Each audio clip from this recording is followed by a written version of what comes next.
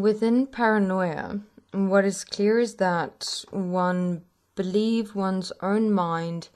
more than the reality of one's relationship to something or someone, and or the reality of how that something or someone actually in fact expressed themselves or worded themselves.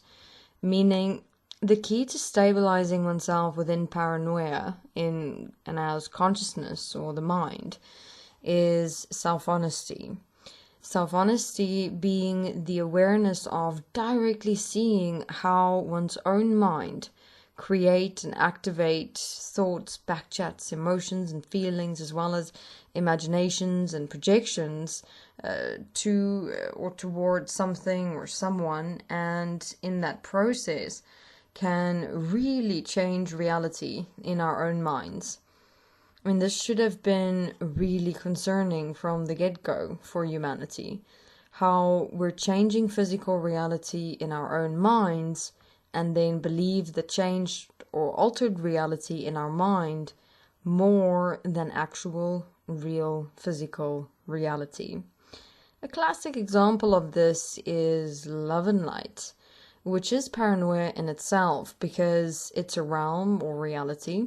that is entirely only existent in the mind of the individual participating in it, activating it, or energizing it within and as their own mind-being physical relationship. Kryon, in one of his recent interviews, explains his direct participation and history within and as the creation of love energy, how it evolved into the love and light spirituality. One of the primary points he mentions is how the beingness was merged into a love and light energy containment in the mind. Already in the mind-being physical relationship, channeling the being more into the mind and energy, which is why love and light energy in the mind will take precedence over reality,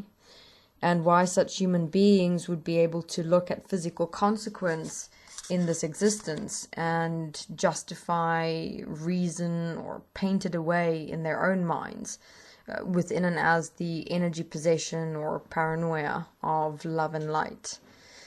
In this, I would really suggest investing in his interviews being walked, explaining how the human mind was deliberately designed, manipulated, and programmed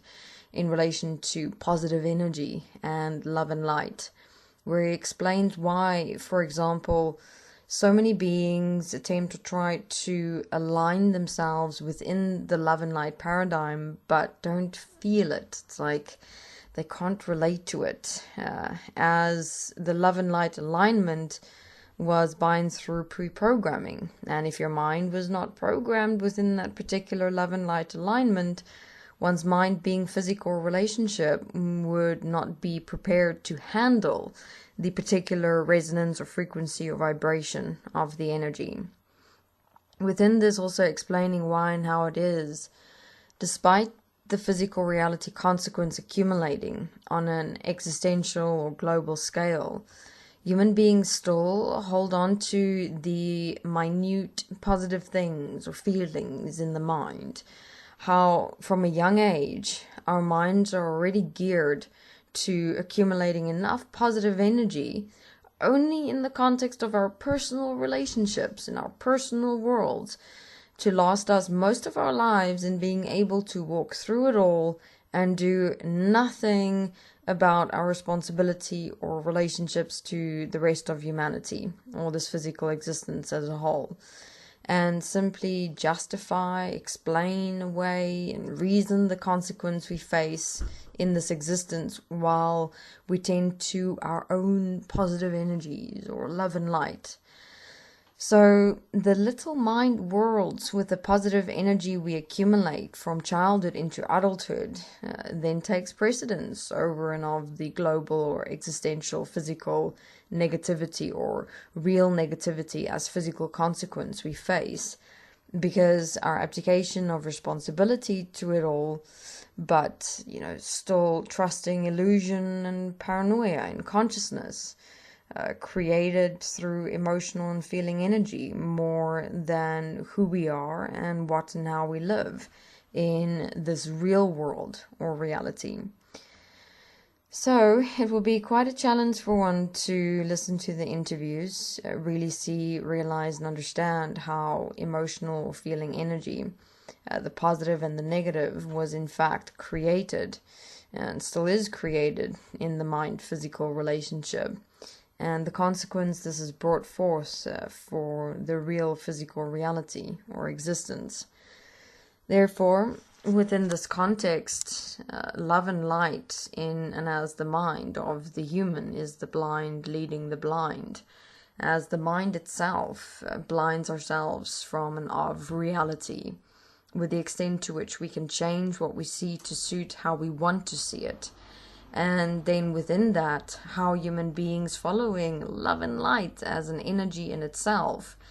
which blind one from and of seeing and facing reality, in fact. So, investigate destiny, the destiny I process light, understand the mind and energy, learn to see beyond the veil of energy into and as reality,